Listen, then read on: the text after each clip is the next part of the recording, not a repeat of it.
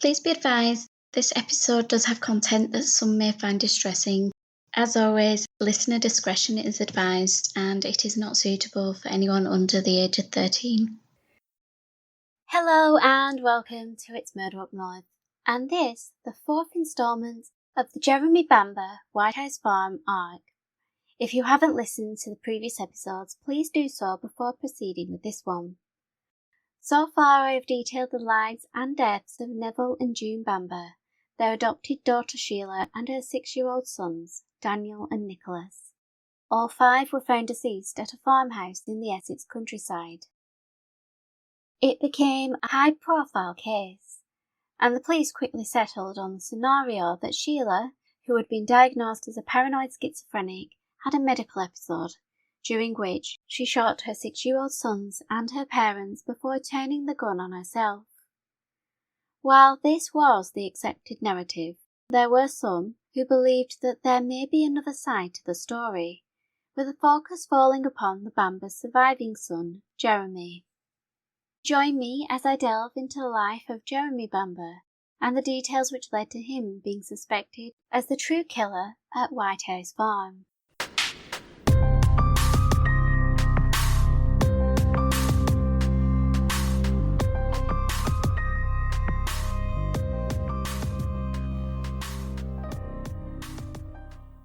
The tide of sympathy towards Jeremy Bamber began to turn following the funerals of his father, mother, sister and his 6-year-old nephews. A photo of the 24-year-old being comforted following the church service for the 3 older members of his family failed to endear him to the public, with many viewing the image distributed through the media with a cynical eye. Amongst them was a former teacher of Jeremy's, who perceived the display of grief to be false, an opinion shared by the wife of DSI Mike Ainsley, a detective who would soon be put in charge of the investigation. While this one photo began to change the public's perceptions of Jeremy, there were others who suspected his involvement within hours of the deaths at White House Farm. Amongst them were his extended family and a couple of officers who were working on the case. But what could have caused the 24-year-old to kill his entire family? Many argue it was due to greed, jealousy, and a desire to break free from the constraints placed on him by his parents. But in order to understand his potential motives, it is important to know the foundation upon which these grievances may have been built. Like his sister Sheila, Jeremy was not the biological child of June and Neville Bamber, who adopted him in June 1961 when he was just 6 months old. Born Jeremy Paul Marsham on the 13th of January 1961, his conception was due to an affair between married Army Sergeant Leslie Marsham and Juliet Wheeler, a 23-year-old student midwife. Allegedly, the pair wished to avoid the stigma of having an illegitimate child and relinquished their parental rights by handing the baby over to the Church of England Children's Society. Many years later, Leslie would reflect that the decision to give up their son was not an easy one, stating during an interview with the Daily Mail that it was traumatic when we had to hand him over. By the time Jeremy was 8 months old, Leslie had finalised his divorce, and he and Juliet married, but having given up their rights as parents, they were unable to retrieve their son. Instead, they remained in communication with his adoptive parents, June and Neville Bamber, getting regular updates on Jeremy's progress, a practice which lasted for roughly 4 years, at which time the couple had moved to Cyprus, where they had a son and daughter, and all contact ceased. Jeremy's adoption became official on the 27th of July 1961, along with his new name, Jeremy Neville Bamber, with the youngster becoming part of a family who possessed wealth and status. He would join 4-year-old Sheila at White House Farm, completing the family June and Neville had always longed for. Jeremy would learn of his adoption when he was roughly 7 years old, with June explaining that he did not come from her tummy, but they had chosen him. Reflecting on this revelation years later, Jeremy stated, "The fact I was adopted didn't affect me in the slightest. My mum and dad are June and Neville. and they will always be so. However, throughout his life, his status as an adopted child would cause him to be perceived differently by others, including at school, where he confided in a friend regarding his adoption, yet his trust was broken, and word quickly spread, resulting in Jeremy being labelled the bastard. It wasn't the only cruel nickname he would be bestowed, with him being known as the Cuckoo, a moniker Jeremy later realised was in reference to him being adopted. The cruelest aspect of this nickname is that it came from members of his family, with the insinuation being that he was not accepted as one of them. Years after Jeremy was imprisoned, certain family members' attitudes towards him would lead to scepticism regarding their motives, particularly as they contributed to securing his conviction. This is something I shall address in a future episode. It has also led to questions regarding whether the connections, which usually create a familial bond, had been severed by the decisions of June and Neville, leading to Jeremy feeling rejected and detached. For the first 8 years of his life, Jeremy resided at White House Farm, and for a couple of years he attended St. Nicholas's Church Primary School. Although he'd struggled to fit in and was often bullied on the bus by other children because he had a snooty attitude. Fortunately, things changed when he was enrolled at the private Malden Court Preparatory School, where he began to associate with the children of other farmers in the area. During this time, members of the extended family would come to stay at White House Farm. While Sheila and Jeremy had cousins of a similar age, they were mostly girls, who preferred to interact with Sheila, meaning that Jeremy often felt left out and isolated. Other members of the family were older than the pair, including their cousins Anne and David Boutflower, the children of June's sister, Pamela. These age gaps, combined with June and Neville's decision to send the children to boarding school by the time they were 10 years old, meant that the wider family barely saw Jeremy and Sheila, denying them the opportunity to form close bonds. Allegedly, Jeremy had resented his parents, particularly June, for sending him away at such a young age, with him supposedly stating that he could not understand why someone would adopt a child only to be parted from them. It would be suggested that this was the start of his resentment towards his adopted mother, although it has been disclosed that this was misdirected, as the decision to send them to boarding school was primarily made by Neville, who wished for his children to have the education he had enjoyed. Neither June nor Neville could have perceived that their choices may exacerbate the feelings of rejection felt by an adopted child. However, Jeremy claims that he never felt rejected, even when he was sent to Gresham School in Holt, Sussex. But in the years since the death, speculation still persists regarding the notion that a deep-seated feeling of abandonment had been awoken in Jeremy in his formative years, perhaps compounded by the attitudes of his extended adoptive family, especially as certain members alleged he and Sheila were often jealous that they enjoyed a closer bond with Neville and June than their own adopted children. The issue of rejection and jealousy would be brought to the forefront again in the year leading up to the murders, this time centred around the fact that Sheila had opted to contact her birth mother. Jeremy was privy to her joy at reconnecting with her biological parent, while it was alleged that his own birth parents declined to have contact with him, as he learned of their marriage and the step-siblings he would never meet.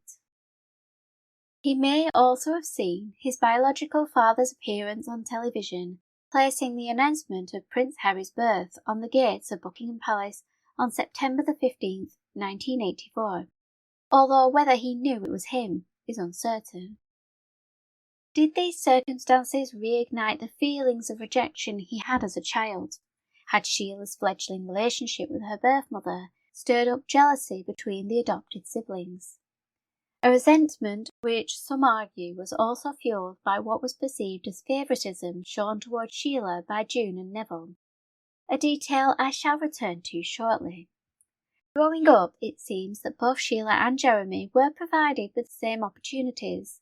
As stated by relatives, the children seemed to be given everything they demanded, and the Bambers sought to provide them with the best, including a solid education.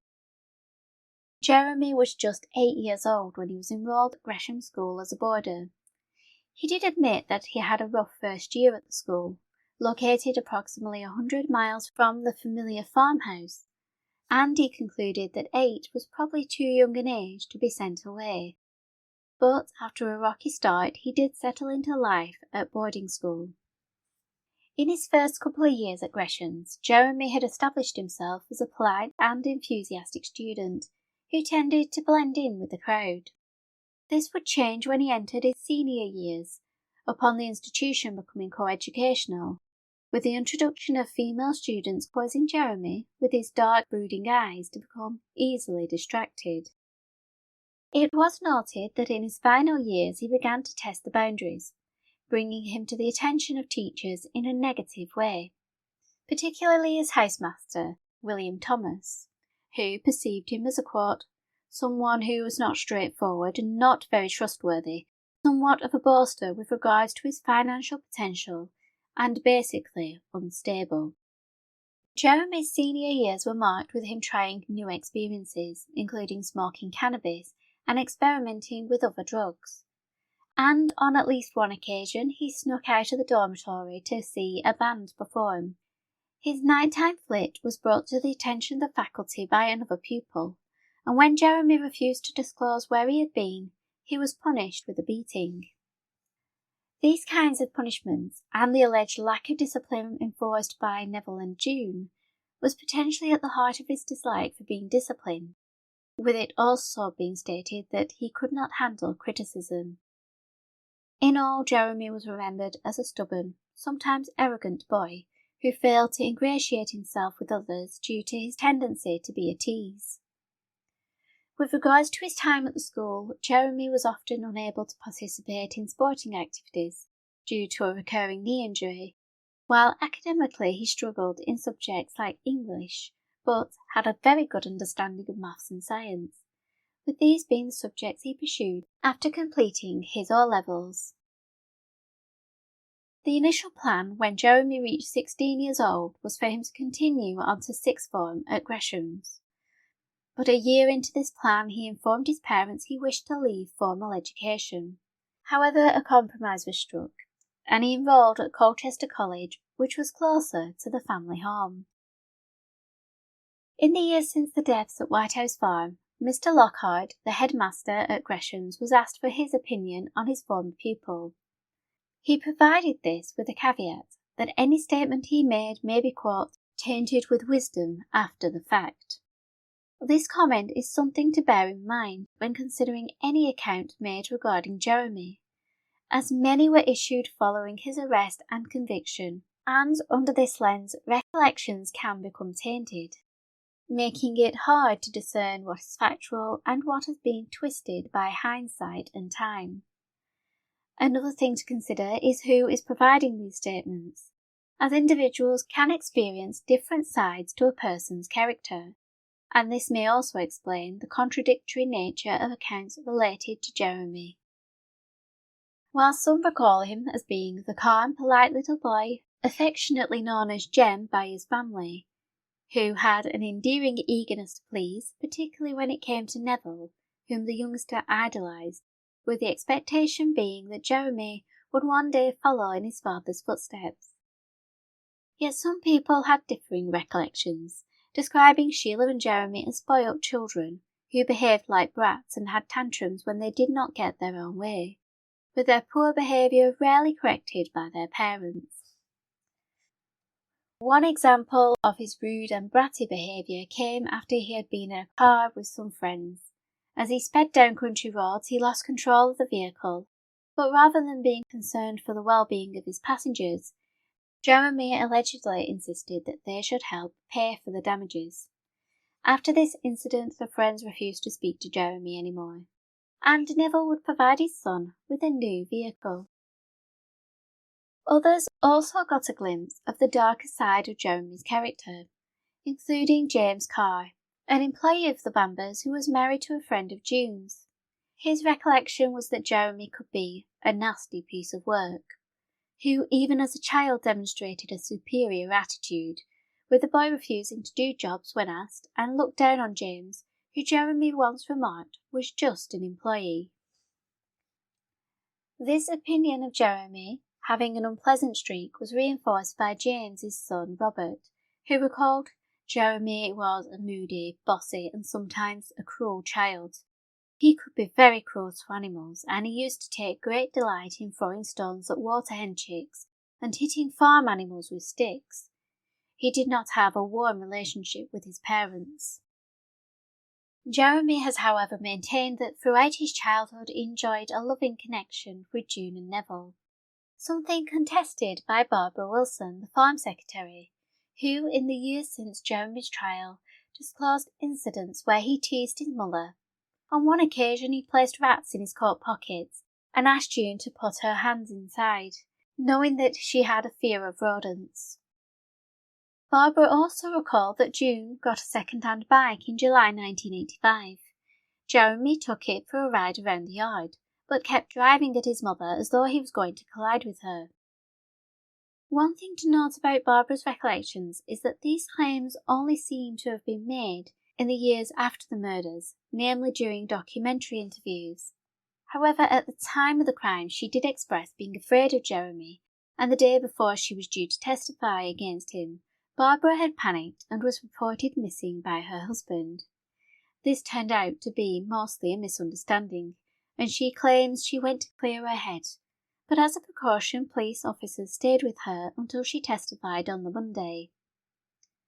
Therefore it is possible her fear of Jeremy prevented her from telling these stories, or time and knowledge of what occurred has reshaped her memories of immature pranks as something more sinister.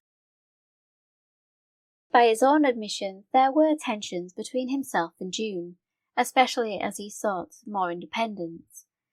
And Jeremy conceded that his relationship with his mother did become strained as he got older, with June's religious beliefs tending to put a wedge between them. But Jeremy was also keen to note that it did not prove detrimental, and in the final couple of years of her life, he shared a good relationship with his mother. With regards to the bond between Jeremy and Sheila, there are some instances which suggest that despite being separated for weeks at a time, while at their respective boarding schools, the pair still shared a connection, one which was demonstrated once 18-year-old Sheila had moved to London and had met Colin Cavell. Often Jeremy visited them in the capital, and he provided a thoughtful gift for their wedding, as it emerged that Jeremy had worked tirelessly in the woodshop at his boarding school to create a table for them.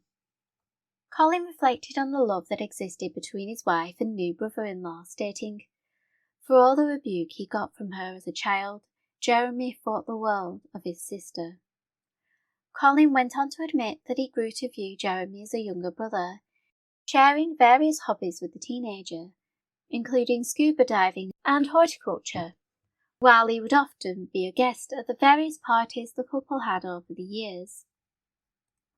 While his relationship with his sister and Colin grew, speculation regarding why Jeremy would have killed Sheila would centre around the seemingly favourable treatment his older sibling received from June and Neville. The couple had funded Sheila's lifestyle in London, purchasing a flat for her and helping pay her bills, without any expectations that she should earn it. However, it seemed like Jeremy had to earn what he was given primarily by working on the farm. While Sheila's life seemed to be unburdened by expectation and lacked purpose, it appears as though Jeremy, who left school in 1978 with few qualifications, already had his life mapped out before him. He was to take over running the farm and other businesses from Neville. It was a future his father had attempted to prepare Jeremy for, with the youngster being given a small parcel of land at the age of 12 to grow his own crops, which Jeremy subsequently harvested and sold at a profit. Many years later, Jeremy would recall how his future was set out before him, stating, "I knew from a young age I would be a farmer. Dad inspired me with the wonder of growing things that made our living, and he understood that to engage my interest, it had to be on an intellectual basis as well as practical." Although he understood that this was the path his father wanted him to pursue, Jeremy had other aspirations. As a child, he dreamed of becoming an astronaut, inspired by watching the moon landings and spending hours in the fields with Neville on a dark evening, learning about the stars. This ambition transformed into a desire to explore, and even though he may not have got to the moon, he wanted to see the world and experience life before becoming tethered to the role of a farmer. Some perceived this as him not being interested in taking over from Neville, with them believing that Jeremy craved the bright lights of the big city rather than the open fields of the countryside. But Neville, it seems, supported his son's wish to live a life beyond the farmyard. This support included funding Jeremy's trip to Australia and New Zealand in July 1980, where he worked in Queensland, Brisbane and Sydney, although it was alleged that he seemed more interested in flirting with girls and enjoying the sunshine rather than working. Having spent several weeks in Australia, Jeremy crossed the Tasman Sea and arrived in New Zealand, where he would stay with members of Neville's side of the family, including his cousin Chris. In all, Jeremy would be abroad for 350 days, returning to the UK in June 1981. The trip had sparked a desire in him to start a scuba diving business, but Neville refused to fund this venture. This did not deter Jeremy, who still continued to pursue his newfound passion by joining a diving school. If Neville had hoped that after nearly a year of travelling, Jeremy would be ready to take on the responsibilities at the farm, he was mistaken, with the 20-year-old opting to work at a Little Chef restaurant instead. This would not be the only decision which would bring disappointment to June and Neville, as Jeremy started a relationship with Suzette Ford, a married mother of 3 who was 13 years his senior. Knowing his parents would not approve, Jeremy kept his relationship with Suzette a secret, and when her husband moved out, Jeremy began staying at her house and developed a good relationship with her children. All the while he was lying to Neville and June by claiming he was staying with a friend in Colchester. When his parents learned the truth about Jeremy's relationship, they were both angry and disappointed, with Suzette believing that his mother seemed to be particularly offended by the situation, which one could argue made sense given June's religious convictions. Even though June had the strongest reaction to the news, it was level-headed Neville who allegedly gave Jeremy an ultimatum, stipulating that he would lose his inheritance if the relationship continued. Balking at his father's orders, Jeremy refused to allow his parents to dictate how he lived his life, and in an act of defiance he proposed to Suzette, who agreed to marry him upon the completion of her divorce. Once again, his decision only hurt Neville and June, with the latter delivering another ultimatum. Jeremy would not be allowed back to the family home unless he finished things with Suzette. This would play into the narrative which proposed that he killed his parents to free himself from their controlling ways. However, I have encountered contradictory reports regarding whether these demands from June and Neville actually occurred, with some sources stating that Suzette spent time at Whitehouse Farm, which, if true, dispels the claim that Jeremy was virtually disowned by his parents. Initially, it was not this alleged pressure from his family that caused the relationship to crumble, but an argument during which Suzette revealed that she spent the night with another man, and then tried to excuse her actions by blaming it on being drunk. The revelation prompted the pair to separate, with them both finding new partners. For Jeremy, it was a young woman called Jane, to whom he disclosed his desire to move to Australia and begin his own scuba diving business, although he admitted it would upset his parents. Unbeknownst to Jane, Jeremy had rekindled his romance with Suzette, but it was not his unfaithfulness which caused Jane to end things. Instead, it was his presumptive manner of moving his belongings into her flat without discussing it with her first. Despite returning to Suzette, Jeremy would leave her once more, this time by going back to New Zealand in August 1982, a trip which would cause speculation regarding his activities and the people he associated with while there.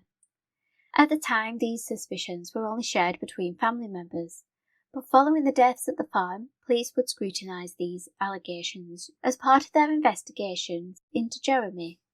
Specific focus was placed on one acquaintance, Brett Collins, whom Jeremy resided with in New Zealand for 3 months, with the pair developing a close bond, which later fueled speculation regarding the nature of their relationship.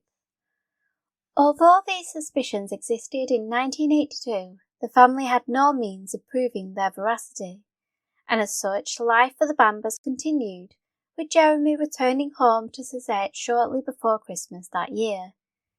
But their relationship would not last much longer, as something had changed in Jeremy, with Suzette claiming he was spending more time alone than he was with her. Relationships come to an end for many reasons, and in the years since she split with Jeremy and the deaths at Whitehouse Farm, Suzette has continued to insist that although he had a temper, he never resorted to physical violence, stating, "Jeremy has never been violent towards me, and he has never hit me. He has been angry with me on occasions, but we usually provoked each other." Ruling out abusive behaviour, Suzette clarified that their breakup was caused by many factors, but mainly external negativity, including his parents' disapproval, compounded by the couple's desire to have a child, which became increasingly unbearable as they suffered 3 miscarriages. The negativity, grief and pain they endured drove an emotional wedge between them, and in 1983 they split up. Suzette would eventually rekindle her relationship with her husband, and together with their children they moved away from the area. Following his split from Suzette, Jeremy began to show more interest in the farm and his family's other businesses, including the Osea Road Caravan Park, which had been founded by his grandmother, Mabel Speakman, as a simple campsite for pea pickers, but had grown into a successful holiday park located beside the Blackwater estuary. His mother and Aunt Pamela both had a 42% share of the business and sat on the board of directors alongside his cousin Anne, who played an active role in the running of the park. Like Anne, Jeremy had an 8% stake in the company, but he expressed an interest in being on the board also. Therefore, in March 1983, upon the request of June, he was permitted to attend meetings. Jeremy would be involved in discussions regarding security on the site and plans for a new shop after the original one was destroyed in an arson attack. But some members of the extended family believed he seemed more interested in the financial benefits of being a director. Alongside his increased involvement on the caravan park, Jeremy had also begun to show an interest in the farm, taking on more hours and spending more time with his father, with the pair seeming to grow closer over the last 2 years of Neville's life. As well as working alongside his father, Jeremy also began socialising with him, joining a snooker club together or going to the pub for a drink. However, not everyone was convinced by the sincerity of Jeremy's actions. This included Barbara Wilson, the farm secretary, who believed that, quote, "Jeremy always had an ulterior motive in everything he did. I think he was trying to make Mr. Bamber think well of him so that he would offer him a higher wage or a new car." By autumn of 1983, these things had been offered to Jeremy when he was given a full-time position at the farm.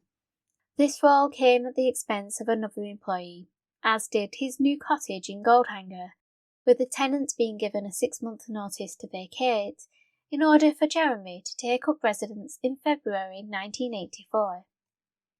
Alongside this, he would also receive a company car, a Vauxhall Astra, which on Monday the 12th of November 1984 was involved in a collision. Jeremy suffered minor injuries and no further action was taken. However, he would encounter the attending officer, PC Robert Saxby, less than a year later, on the morning of his family's deaths. His car would be replaced courtesy of the N&J Bamber's company insurance, and he received free fuel for the vehicle from the pump located at his grandmother's property, Faulty Manor. Alongside these benefits, he was provided private health care and his telephone bills were covered. It seemed Jeremy was keen on settling down, and by December 1983 he had begun dating Julie Mugford, whom he had met while they were both employed at Sloppy Joe's, an American diner and bar in Colchester. Julie, however, only worked there during the holidays, with the rest of her time spent in student accommodation at Goldsmiths College in London, where she was training to be a teacher. The couple had their first date on Boxing Day in 1983, after which Jeremy drove Julie home, where he was introduced to her mother, Mary, who initially believed that he was gay. But over time, Jeremy seemed to be the perfect boyfriend. He showered Julie with affection, flowers, dinners, and even a honeymoon suite at a hotel on one occasion. Although Julie would later claim that he was faithful to her, other accounts contradict this. It has been alleged that within the first 6 months of their relationship, he was still intimate with Suzette, and was allegedly having relations with other women, including 2 of Julie's friends, one of whom was Liz Remington, who would have a role to play following the deaths at Whitehouse Farm. On one occasion, Jeremy was faced with a serious allegation from one of Julie's friends, who accused him of drugging her, going on to claim that she woke up to find him having sex with her. The woman turned up at the cottage in Goldhanger to tell Julie about the incident, and while Julie tried to process the information, the situation between Jeremy and the friend became heated, and in a rage Jeremy smashed a door in the property. Once the friend had departed, Jeremy described the woman as neurotic and sweet-talked Julie into staying with him. For the next 2 years, the couple's relationship continued, with Julie assisting Jeremy in decorating the cottage at Goldhanger, where she would often stay the night, much to the disapproval of June, who called Julie a harlot, with the religiously driven woman suggesting the student teacher take up residence away from the village, where she and Jeremy could conduct their affair more discreetly. Once again, June's attitude was born from her religious ideals, but the suggestion not to reside at the cottage, as they were an unwed couple, may have also been her way of protecting the family's reputation within a community where they were well known and respected. Julie would also form a relationship with Sheila and the twins, with her and Jeremy often visiting them while in London. This included the night of Colin's party, which took place just 3 days before the killings. Shortly after midnight, Jeremy drove Sheila home, although, according to Colin, Sheila had initially seemed reluctant to go with her brother, but she soon relented and bid goodbye to her sons, who were still living with their father since her release from a psychiatric hospital 5 months earlier. When Jeremy returned to Colin's flat after taking Sheila home, 6-year-old Daniel was fast asleep, but Nicholas was still wide awake and requested a bedtime story. Julie offered to invent one for him. Colin recalled that the twins adored Jeremy's girlfriend and loved spending time with her. Shortly before Julie had gone to settle Nicholas to bed, Jeremy and Colin were able to talk candidly about Sheila's ongoing medical needs.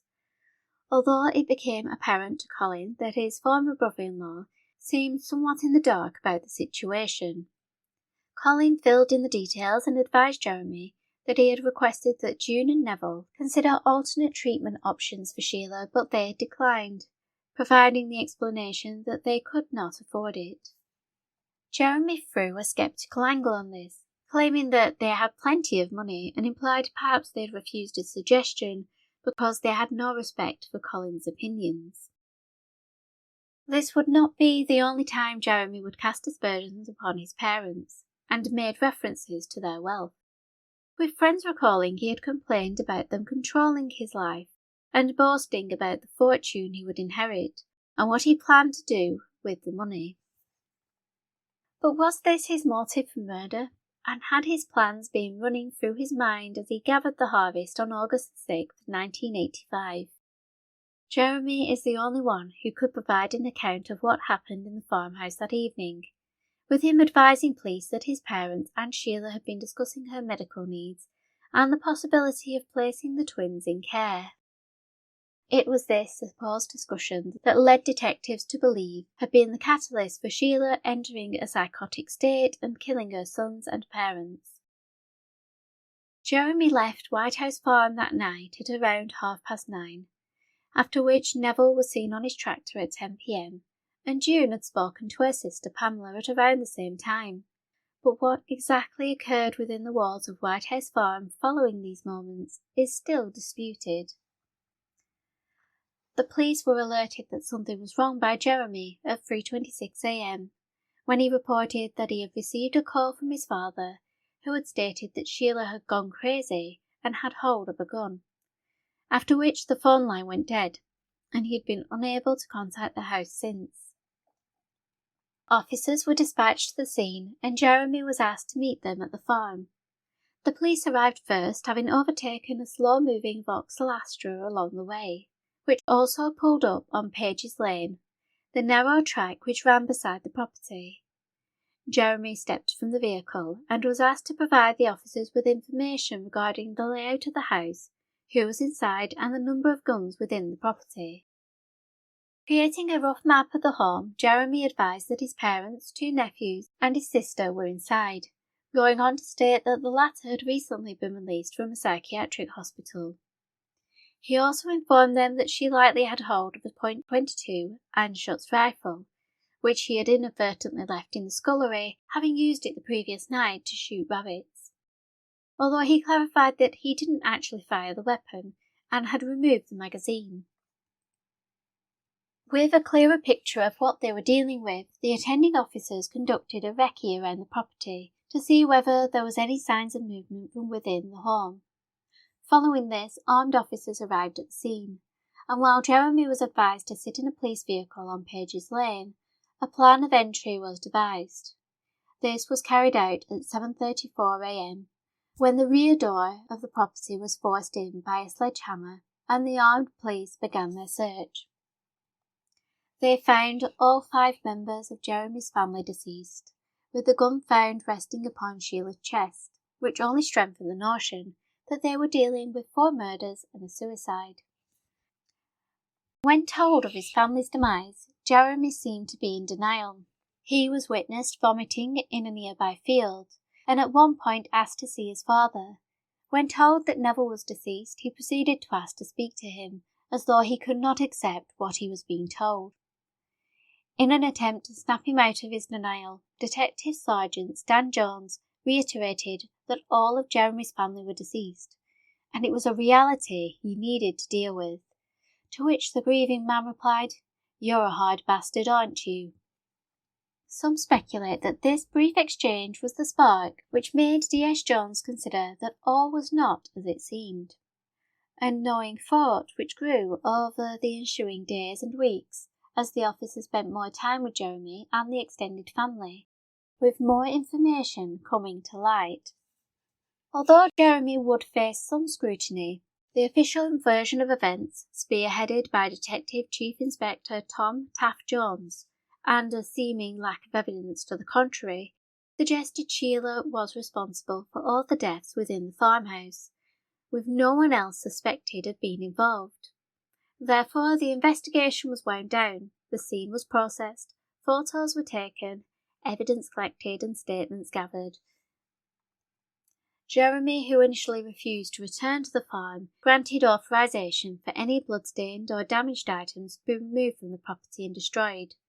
And within 3 days of the tragedy, the keys to White House Farm were handed over to Jeremy's cousin, Anne.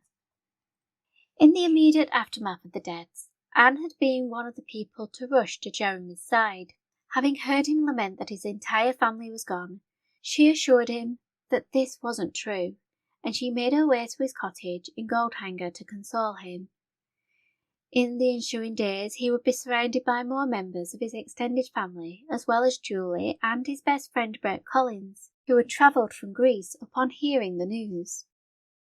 Jeremy was rarely alone in the weeks after his family's deaths, and while some continued to support him, others started to take note of actions, conversations, and discrepancies which caused them to doubt the accepted narrative. But in order to support their suspicions, evidence would be required, and one crucial witness would come forward with testimony which implicated Jeremy in the deaths of his family. Join me next time as I continue to delve into the story of Jeremy Bamber and the killings at White House Farm. So in the meantime, keep an eye on those shadows.